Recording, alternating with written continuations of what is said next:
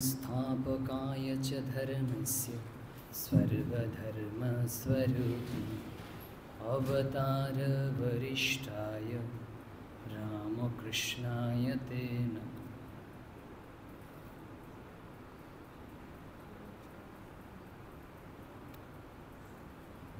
नाम महत्व, যে নামের মহিমা আমরা শ্রীরামকৃষ্ণের জীবনের এবং শ্রীরামকৃষ্ণের যে উক্তি ভাব এর মধ্যে দিয়ে যে নামের গুরুত্ব ওটা দেখি আসলে। তো প্রথমে যেগুলো একদম শেষের দিকে একটু উল্লেখ করে রাখছি যে আমরা জগতে সব অনুভব করি, যে ইন্দ্রিয় দিয়ে অনুভব করি জগতের প্রতিটা বিষয়, প্রতিটা বস্তু, এমনকি ভগবান নাম এসব পর্যন্ত অনুভব করার চেষ্টা করি। তাহলে জগতের পরে ইন্দ্রিয়তে আর করতে পারে না। ইন্দ্রিয়ের সাথে রয়েছে মন, ইন্দ্রিয়ের পরে হচ্ছে মন। ইন্দ্রিয়গুলো মনে পৌঁছে দেয়, আর মনের পরে হচ্ছে আমরা কি অনুভব করি, যে আমি অনুভব করছি, যেটা ওকে বলা অহং। এই অহং আমি অনুভব করছি, এইটা দিয়ে অনুভব করি। তারপরে কি রয়েছে, তারপরে হচ্ছে মনের অহংয়ের পেছনে রয়েছে বুদ্ধি, যেটা দিয়ে আমরা নিশ্চিত করি যে আমি যে অনুভব করছি। তারপরে কি লাগবে, প্রাণের স্পন্দন। প্রাণী যদি না থাকে, স্পন্দনে যদি না থাকে, তাহলে কে অনুভব করবে? তারপরে এর পিছনে রয়েছে যিনি পরম সত্তা। তো এইসব বিষয়ে আসবে। তো প্রথমে আমরা একটা ঘটনা দিয়ে শুরু করি। প্রভবানন্দ মহারাজ, তিনি হচ্ছে ব্রহ্মানন্দ মহারাজের মন্ত্র শিষ্য, অর্থাৎ রাজা মহারাজের মন্ত্র শিষ্য। তো 1912 সালে তো তার হয়তো মন্ত্র দীক্ষা হয়েছিল রাজা মহারাজের কাছে, তাও আবার কনখলে। তো তিনি কনখলে গেছেন, কনখলে দুর্গা পূজা হবে, হরিদ্বার কনখলে দুর্গা পূজা হবে। ওখানে ব্রহ্মানন্দ মহারাজ আছে, তুরীয়ানন্দ মহারাজ, এরা সব আছে। তো তখনই কিন্তু এই প্রভবানন্দ মহারাজ যে সাধু হিসেবে সঙ্গে যোগদান করেন, তখনও ছাত্র তিনি। তো ওখানে গেছেন, মহারাজের কাছে দীক্ষা হয়েছে, তারপর ফিরে আসবেন। তো তুরীয়ানন্দ মহারাজ ওনাকে বলেছিলেন যে আসলে কীরমভাবে জীবনটা তৈরি করতে হবে, এসব ভাব আছে না, দেখবে জগৎটাকে। তো তুরীয়ানন্দ মহারাজ ওনাকে বলেছিলেন যে তুমি যখন কনকল হয়ে যাবে না, যে কলকাতায় যাবে, তখন বৃন্দাবন হয়েছে, বৃন্দাবনে যাবে, আর বৃন্দাবনে একজন সাধুকে দর্শন করে যাবে।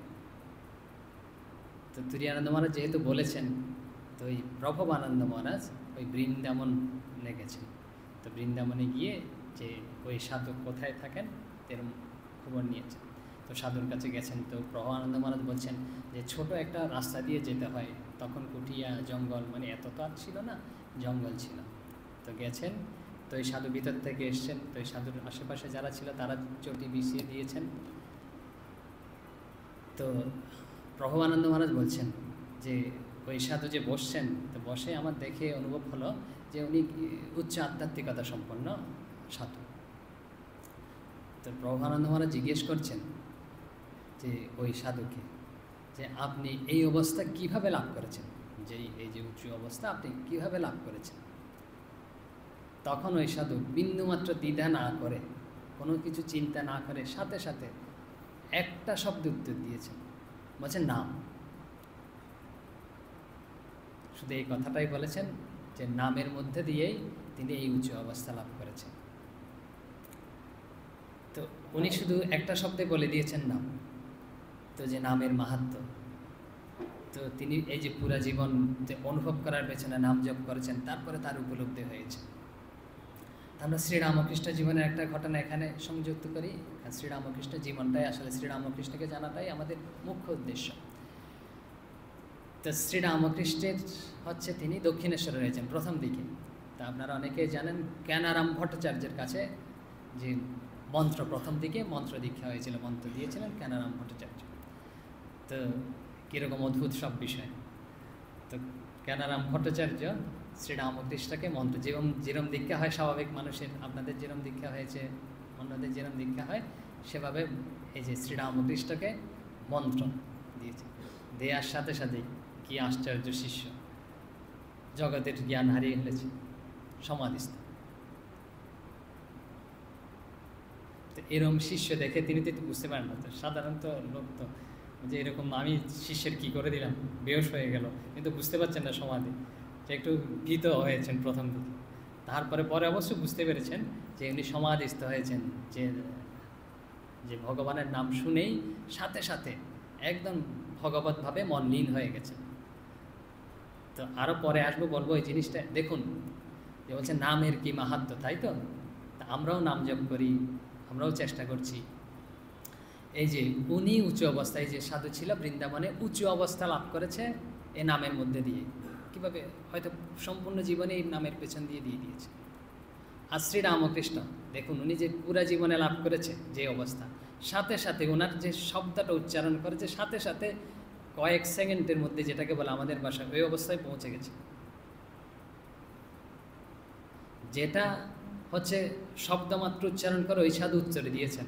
আর কি অবস্থা লাভ হবে আমাদের? শ্রীরামকৃষ্ণ জীবন দেখে আমরা বুঝতে পারছি যে এই অবস্থা লাভ হবে। তো এই জন্যই তো ওনাকে অবতার পুরুষ বলা হয়, যেটা হয়তো অন্যদের। এরপরে আরেকটা ঘটনা বলবো, আপনারা জানেন যে হাজার হাজার জন্ম হয়তো লাগছে, যা আমাদের জীবনের উদ্দেশ্য, আমরাও চেষ্টা করছি, তা ওনার এক মুহূর্তেই উপলব্ধি হচ্ছে। এখন আরেকটা ঘটনা বলি, যে পৌরাণিক ঘটনা আপনারা জানেন, কিন্তু আমরা বলবো। কেন বলবো? ওটা হয়তো আপনারা বাল্যকাল থেকে শুনে আসছেন ওই গল্প। এখন বলবো হচ্ছে এর পিছনে শ্রীরামকৃষ্ণের জীবনের সাথে আমাদের জীবনের সাথে সম্পৃক্ততা কী রয়েছে। যে রত্নাকরকে চিনেন অনেক, আচ্ছা, ব্রাহ্মণের পুত্র ছিলেন। ব্রাহ্মণের পুত্র হলে কী হবে? যে উচ্ছৃঙ্খলতার কমতি তার মধ্যে বিন্দুমাত্র ছিল না। আমরা বলি না, ব্রাহ্মণের সৎ বংশজাত, ব্রাহ্মণের ছেলে, ভদ্র নম্র, এসব তো হবে। তো কম হলেও তো থাকবে এই গুণগুলো। বলছে এগুলোর তো একদম লেশও ছিল না। এই যে উচ্ছৃঙ্খলতা, তারপরে এসব যেরকম খারাপ গুণগুলো থাকে আর কি, এগুলোর বিন্দুমাত্র কমতি ছিল না। একটু কম হবে এরকম হোক ব্রাহ্মণের ছেলে, বিন্দুমাত্র কমতি ছিল না। তো পুরাণ এরকমভাবে বলছে। তো কী করতে, ছোটোবেলা থেকে এরকম হয়েছে, যে বড় হচ্ছে, যে অন্যকে কষ্ট দিয়ে অন্যের সাথে এরকম করে, এসব টিসব হয়েছে। লেখাপড়া কিছু করেনি, বিন্দুমাত্র লেখাপড়া কিছু জানে না সে। এখন তো লেখাপড়া করেনি, যখন হয়েছে, যুবক হয়েছে, তখন তো কাজ করতে হবে। কি কাজ করবে তখন? লেখাপড়া নেই, কোনো কিছু নেই। তো এই কাজ, মানুষকে ঠকানো, মানুষের উপর অত্যাচার করা, এই কাজেই তার বাকি রয়েছে। তো উৎপল অরণ্য নামে, অরণ্য মানে হচ্ছে বরণ্য মানে হচ্ছে বন, উৎপল অরণ্যে, তো তার কাছাকাছি, গ্রামের কাছাকাছি ওই বন ছিল। তো সে করেছে কি, ওখানে যে পশু পাখি এসব হত্যা করতে, এসব হত্যা করে বিক্রি করতে। ব্রাহ্মণের ছেলে বেদের কাজ করছে। বেদ মানে হচ্ছে যারা পশু পাখি হত্যা করে, যে কষাই আর কি, গ্রাম্য ভাষায় বলতে গেলে, এইসব কাজ করে জীবন ধারণ করছে। তো এইসব দিয়ে শুরু করেছিল। তো ছোটো থেকেই তো বড় হয় আস্তে আস্তে, যে আমরা ছোটো থেকেই প্রতিষ্ঠিত হই। তিনিও এই বিষয়ে প্রতিষ্ঠিত হচ্ছে। প্রথমে পাখি দিয়ে শুরু করেছে, তারপরে হরিণ, তারপরে বড় বড় জানোয়ার, তারপরে এখন মানুষ মারতে শুরু করেছে। তো মানুষ টানুষ মেরে সব কিছু, এরম ডাকাতরা যেরকম করে আর কি, সব ছিনিয়ে। এখন তো সবাই অতিষ্ঠ, যাকে বলা হয়, মানে হতে পারছে না তার যন্ত্রণায়। তো ওই খবর কি এখানে সীমিত থাকে, উপরের লোকেও চলে গেছে। তো ব্রহ্মাও খুব চিন্তিত। তো অন্যরা দেবতারা মিলে গেছে ব্রহ্মার কাছে, যে এরকম খুব অত্যাচারিত হয়ে উঠছে, একে তো প্রথম অবস্থায় তো করতে হবে, তো একে কী করা যায়। তো ব্রহ্মাকে, তো ব্রহ্মাও কিন্তু বলছে নিজেই সাহস পাচ্ছে না যে ওখানে যেতে। সে যদি যায়, আবার তাকে যদি অপমান করে বসে, বধ করতে হয়তো পারলো না, তো ব্রহ্মা অপমানিত হওয়া তো সোজা কথা না।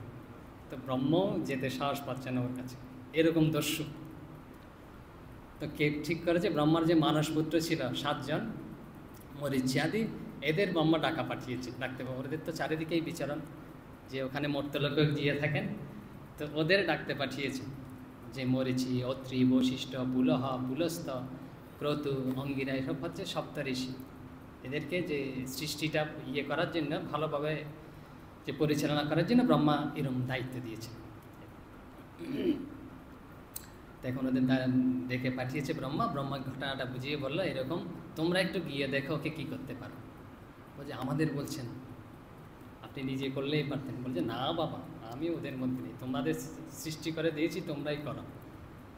তো এই যে ব্রহ্মার পুত্রগণ 7 জন গেছেন তো ওই বনে, যে উৎপলারণ্য, ওই বনের মধ্যে দিয়ে আসছে। রত্নাকর দেখতে পাচ্ছে 7 জন আসছে, খুব সুন্দর, এবং এরকম সব আছে, ঝুলিও আছে। তো সে বলছে একসাথে তো 7 জন আসছে, অনেক কিছু পাওয়া যাবে, আর হচ্ছে অনেক দিন চলবে। তো আস্তে আস্তে কাছে এসছে, যেই কাছে এসছে সেই একদম অসুর মূর্তিতে, এই কোথায় যাচ্ছ, দাঁড়াও। আর হচ্ছে ব্রাহ্মণ দেখলে না তার আবার একটু জোশ বেড়ে যেত, ব্রাহ্মণদের উপর অত্যাচার যে করা বেশি যাবে, যদিও বধ করতো না, ব্রহ্ম হত্যা করতো না, ওই পৈতে টইতে নাকি ছিঁড়ে দিত, খুলে নিত, এইসবও রয়েছে পুরাণে, খুলে সব নিয়ে নিত, অপমান করতো, কাছা খুলে দিত, তো এইসব টিসব করতো। তো এখন মরিচি গেছে সবার সামনে গিয়ে বলছে, যখন গেছে তখন বলছে এই কোথায় যাচ্ছ, দাও, তোমাদের মধ্যে কী আছে এর মধ্যে। যেই সামনে গেছে বলছে একটু দাঁড়াও, তোমার সাথে একটু কথা বলি, তারপর আমাদের যা আছে না সব তুমি নিতে পারো, কোনো সমস্যা নেই। বলছে কী কথা আবার? বলছেন একটু শুনো, আমরা তো আর কোথাও পালিয়ে যাচ্ছি না। তো বলছেন কী কথা? আপনারা জানেন এসব কথাগুলো মোটামুটি, যে তুমি যে করছো এইসব ধন আহরণ করছো, লোকদের কষ্ট দিচ্ছ, কী কারণে করছো? যে কী কারণে করছে মানে, আমার একটা কর্তব্য আছে, দায়িত্ব আছে। বলছে এইসব লোকদের কষ্ট দেওয়া তোমার দায়িত্ব, কর্তব্য? বলছে কেন? যে আমার পরিবার রয়েছে, পিতামাতা রয়েছে, এদের জন্য কর্তব্য। আর আমি এছাড়া আর কি করব? আমি তো লেখাপড়া কিছু জানি না, তোমাদের মতো যে এরকম যজমানি করে খাবো, যাগযজ্ঞ করব, ওই তা তো আমার এরকম মেধা নেই, বুদ্ধিও নেই, এই জন্য আমি এই কাজ করছি। এটাতে অসুবিধার কিছু তো আমি দেখতে পাচ্ছি না, এটা আমার স্বাভাবিক কর্ম। তোমার স্বাভাবিক কর্ম তুমি তোমার মাতা পিতা আর স্ত্রী সন্তানের জন্য করছো, ঠিক আছে। তো বলছে ওদের কি কখনো জিজ্ঞেস করেছ যে এটা ভালো কাজ না খারাপ কাজ? বলছে নিশ্চয়ই এটা ভালো কাজ, তাদের জন্য করছি, এটা ভালো কাজ হবে না? নিশ্চয়ই এরা বলবে ভালো কাজ, তুমি মহৎ কাজ করছো। বলছে তুমি জিজ্ঞেস করেছো কি? বলছে না, এখনো পর্যন্ত করিনি। বলছে একটু যদি তুমি জিজ্ঞেস করো, ও তোমরা ব্রাহ্মণ, খুব বুদ্ধিমান দেখি, আমাকে ওখানে জিজ্ঞেস করতে পাঠাবে, আর তোমরা এদিকে যে সব বগল দাবা করে পালিয়ে যাবে, এটা কি আমাকে বোকা ভেবেছ? আমি হতে পারি যে লেখাপড়া না জানতে পারি, অশিক্ষিত হতে পারি, কিন্তু অত বোকা নয় কিন্তু। বলছে না, তুমি আমাদের দিকে দেখো, প্রথম দিক থেকেই দেখছো কি যে আমি পালিয়ে যাব, এরকম কিছু করবো, এরকম মানসিকতা আমার রয়েছে, আমাদের রয়েছে? সে একটু চিন্তা করলো, রত্নাকর দেখতে পাচ্ছি এদের মধ্যে তো পালিয়ে যাওয়ার কোনো মানসিকতা, আর যে আমাকে দেখে খুব ভীত হয়েছে, অন্যরা তো দেখলেও খুব ভীত হয়, সাথে সাথে সব দিয়ে পালানোর চেষ্টা করে, এদের মধ্যে তো বিন্দুমাত্র এসব ভাব দেখতে পাচ্ছি না আমি। তখন ঠিক আছে, তাহলে কথা মেনে নিয়েছে, তো নিয়ে বাড়িতে গেছে। প্রথমে জিজ্ঞেস করছেন, এসব ঘটনা জানা যে মাতা পিতাকে জিজ্ঞেস করছেন যে এরকম আমি তোমাদের জন্যই যেরকম করছি, তো আমাকে জিজ্ঞেস করতে পারে যে এটা ভালো না খারাপ কাজ। যে আমার জন্য করছিস, এটা তো তোর দায়িত্ব আমাদের পালন করা, ছোটোবেলায় তোকে আমরা বড় করেছি, তুই কিভাবে করবি না করবি এটা তো তোর। বলছে না, আমার যে পাপ কাজ বলছেন, এরা পাপ হচ্ছে, এইসব অধর্ম হচ্ছে, তো এর ভাগিদার তো তোমরাও হবে। বলছে আমি কেন, আমরা কেন এর ভাগিদার হব? তুই করছিস, তুই হবি। বলছে না, তোমাদের জন্যই তো করছি। বলছে আমি কি করতে বলেছি, আমরা কি করতে বলেছি এরকম যে আমার জন্যই করছি? যোগানন্দ মহারাজের কথাটা মনে পড়েছে আমার।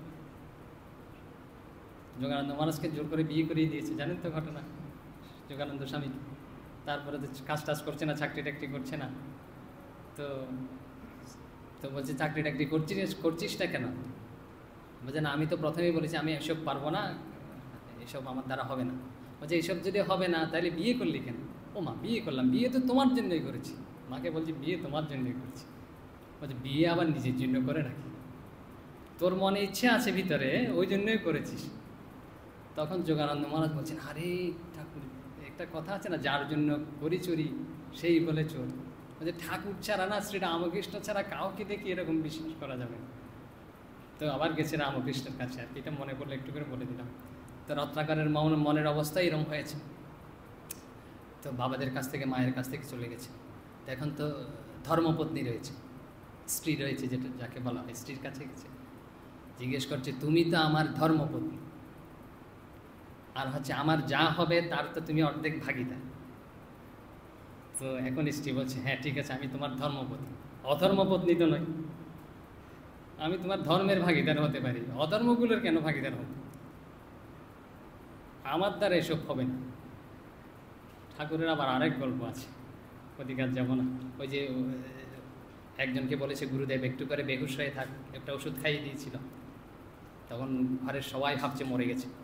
তো গুরুদেব আবার এসে বলছে এ বাঁচতে পারে একটা কারণে। ঠাকুর বলেছেন শ্রীরামকৃষ্ণ, বলছে কী কারণে বাঁচতে পারে, কঠিন কথা হয়ে যাচ্ছে নাকি আপনাদের জন্য? বলছে বাঁচতে পারে, বলছে কী কারণে, কী উপায়ে বাঁচতে পারে? শ্রীরামকৃষ্ণ বলছেন ওই গল্প, বলছে এই যে আমার কাছে দুটো ওষুধ আছে, এটা যদি কেউ খাও তো যে খাবে সে মরে যাবে, আর ওর সাথে সাথে বেঁচে উঠবে। তো প্রথমে বলছে মাকে বলেছে, বলছে মা বলছে আমি তো খাবো না, মানে ওই ছেলের মতো বলছে আমি কেন খাবো, আমি তো এসব রয়েছে, কারা দেখবে এসব টেসব, যে আমি তো নয়, আর আমার তো বয়সও হয়ে গেছে, এর তো স্ত্রী রয়েছে, স্ত্রীকে দেখো না খায় কি না। তখন স্ত্রীর কাছে নিয়ে গেছে, তো স্ত্রী বলছে না আমার দুটো ছেলে রয়েছে, উনি যা গেছে তো গেছেই, এখন এই দুটো ছেলে রয়েছে, এই ছেলেগুলোর কী হবে, আমি ও সব শুনছি, বেহুশ করে রেখেছি আর কি। তখন বলছে সবাই এরকম।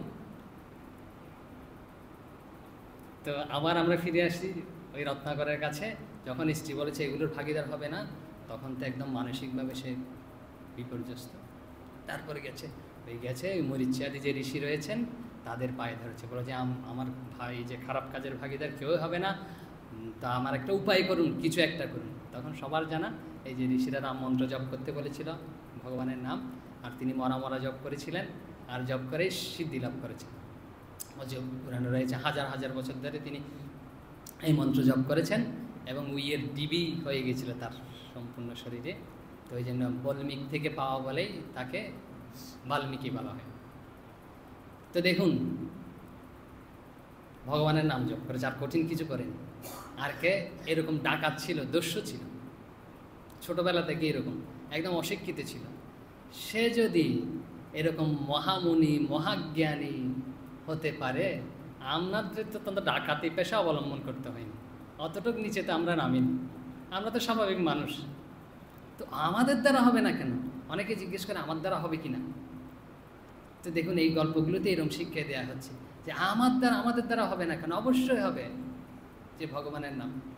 আর দেখুন ওই ঋষিকে 1000 বছর তপস্যা করতে হয়েছে এই নামের জন্য। নাম দিয়েছে ওই যে মরিচিয়াদি ঋষিরা নাম দিয়েছে কানের মধ্যে, সেই নাম প্রথমে উচ্চারণ করতে পারছে না, পরে আস্তে আস্তে উচ্চারণ ঠিক হয়েছে। আর একটা মায়ের কথা মনে পড়েছে এখানে, অনেকে জিজ্ঞেস করছে যে আমি যে মন্ত্র উচ্চারণ করছি মন্ত্র ভুলও তো হতে পারে, ঠিক তো নয়। তখন আমাদের শ্রী মা বলছেন যে একজনকে গুরু মন্ত্রে দিয়েছিল রুক্মিণীনাথায়নত। রুক্মিণী মানে হচ্ছে শ্রীকৃষ্ণের যে নাথ, তাকে আমি নাম প্রণাম করছি, নম। সেই রুক্মিণীনাথায় নম হচ্ছে মন্ত্র। তো গ্রামের মহিলা তো অত রুক্মিণী বলতে পারে, তো বলতে পারছে না, তো জপ করতো কি রুক্কু এই মন্ত্র জপ করতো, ওই যে রুক্কু এই মন্ত্র জপ করতো। মা বলেছেন এই কথা। তো রুক্কু জপ করতে করতে মা বলছেন ওইটা আস্তে আস্তে এই রুক্মিণীনাথায় নম হয়ে গেছে। এই যে মরা যেমন জপ করছে ওটা রাম হয়ে গেছে। তো মন্ত্র যদি আন্তরিকতার সহিত শ্রদ্ধার সহিত করা হয় তাহলে এটা ঠিক হয়ে যাবে। ঠিক কীভাবে হবে? যে মন্ত্র তো শুধু আমরা মনে করি শব্দমাত্র নয় তো, ওগুলো তো আমাদের একদম ভিতরের সাথে সংযুক্ত করা। ভিতরে কিভাবে আমরা পড়ে আসছি, যে একদম যেটাকে বলে মননাত্রায়তে মন্ত্র ইতি, এরকম বলা হয়ে থাকে, শাস্ত্রে রয়েছে। মনন করলেই যা আমাদের পরিত্রাণ করে, তাই হচ্ছে মন্ত্র। তো মনন কি শুধু জিভে উচ্চারণের মধ্যে দিয়ে করে, চিন্তার মধ্যে দিয়ে করে, ভেতর থেকে আসে। যখন ঠিক হয় না মন্ত্র উচ্চারিত হয়, তখন ওটা আমাদের যেমন ঢেকুর উঠে আপনি উঠতে থাকে। তা আপনি যেটা উঠতে থাকে সেটা কি আর ভুল উঠবে? ভেতর থেকে যেটা আপনি ঢেকুরটার মতো যেরকম, সেরকম মন্ত্র উপর থেকে ভিতর থেকে উঠতে থাকে, আর খুব আনন্দ অনুভব হয়। তো এরকম হয়ে থাকে।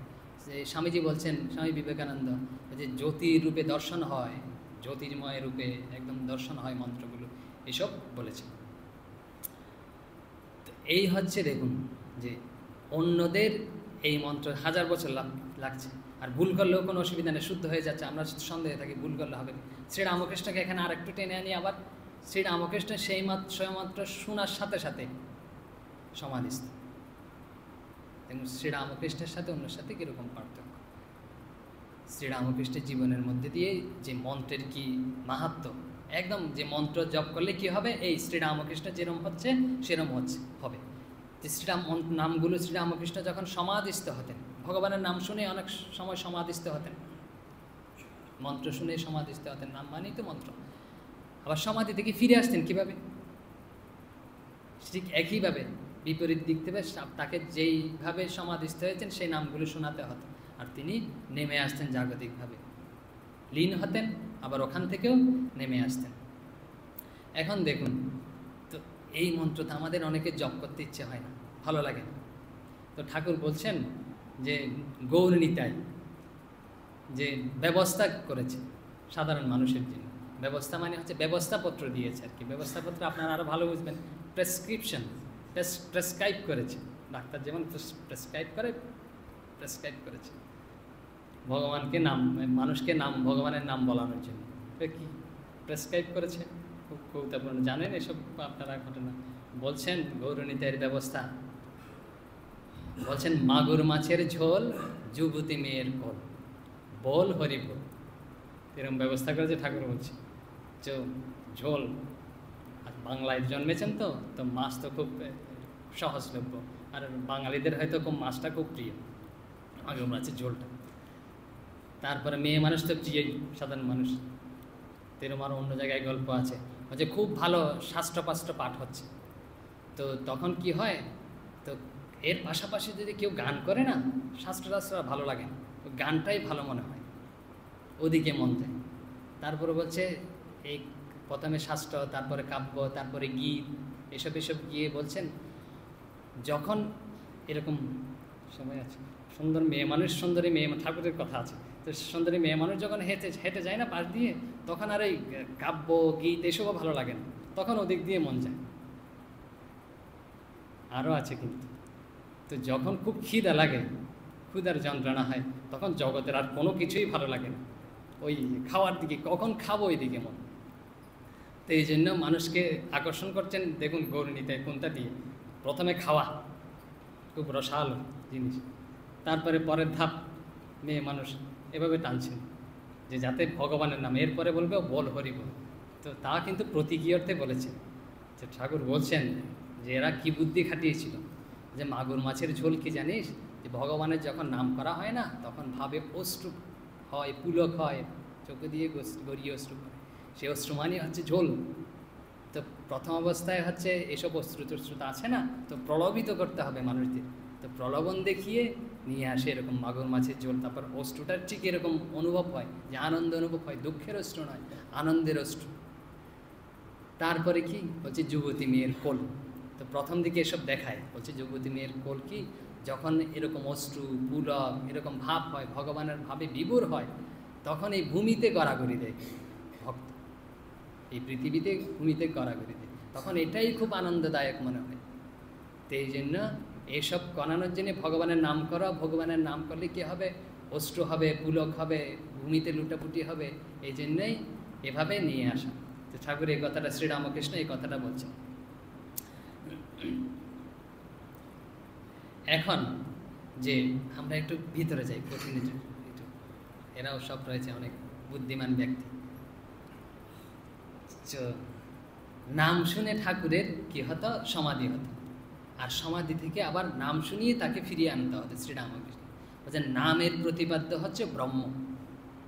প্রতিপাদ্য মানে হচ্ছে যেটা যা দিয়ে প্রতিপাদন করা হয়, নির্দিষ্ট করা হয়। ব্রহ্ম মানে হচ্ছে পরমেশ্বর, আত্মা। তো নাম আর পরমাত্মা, ব্রহ্ম একই জিনিস, আমরা পড়েছি। নাম ব্রহ্ম একই জেনে গানও রয়েছে। তো নাম যখন শুনছে ঠাকুর, আস্তে আস্তে ধীরে ধীরে নয়, একসাথেই হচ্ছে, ব্রহ্মে তার মন লীন হচ্ছে আর ফিরে আসছে। তো ব্যাপারটা আসলে কি ঘটছে ওখানে আমরা একটু দেখি। যে নাম শোনা মানে শ্রবণ ইন্দ্রিয় দিয়ে শোনা, ইন্দ্রিয়, প্রথমে ইন্দ্রিয়তে অনুভব হয়। আমরা জগৎটাও ঠিক একইভাবে অনুভব করি।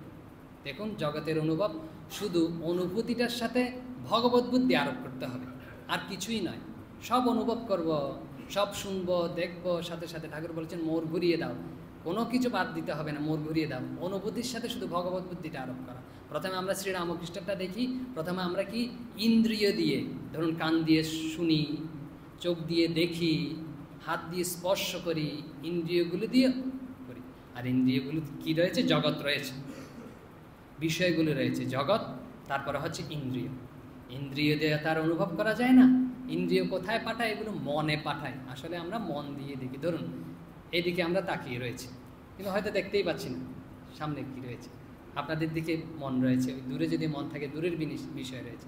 আমাদের পেছনে হয়তো যা রয়েছে, পর্দা রয়েছে, হয়তো আপনারা পর্দা দেখতেই পাচ্ছেন, এখন মনে করিয়ে দিলাম বলেই দেখতে পাচ্ছেন, আমাদেরই হয়তো দেখতে পাচ্ছেন। কেন?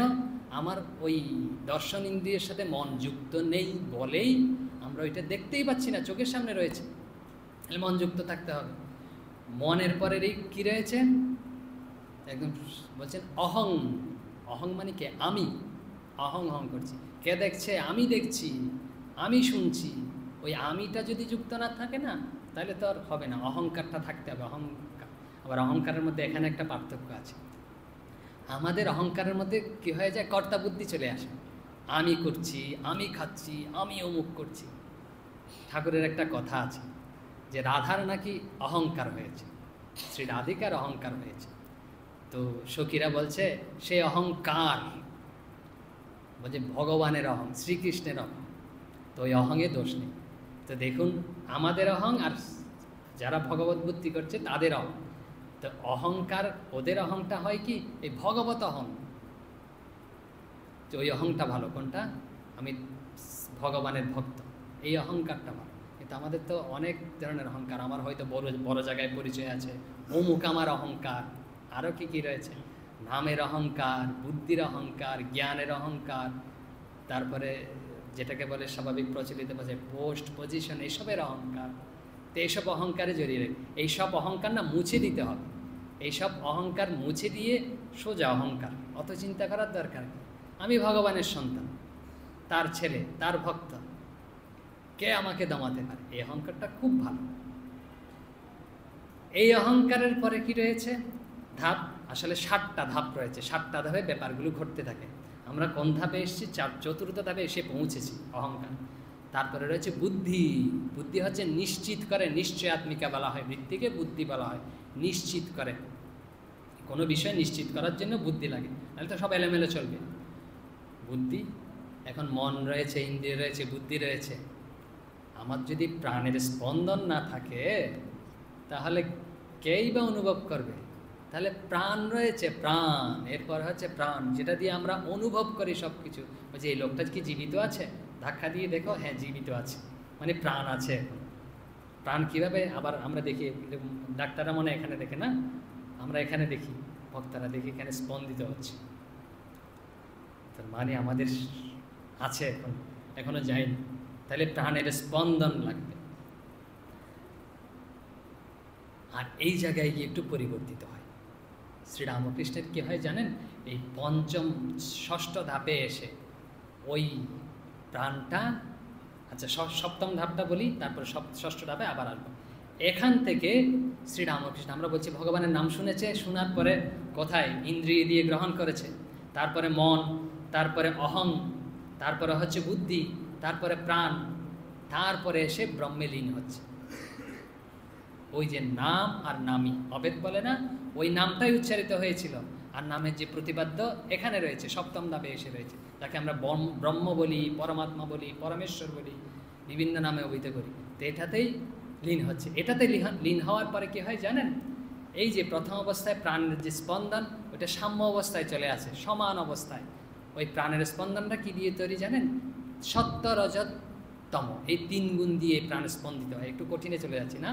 ষষ্ঠ ধাপে সত্য, রজত 3 গুণের যখন এরকম তারতম্য থাকে তখন স্পন্দিত হয়, কম্পন হয়।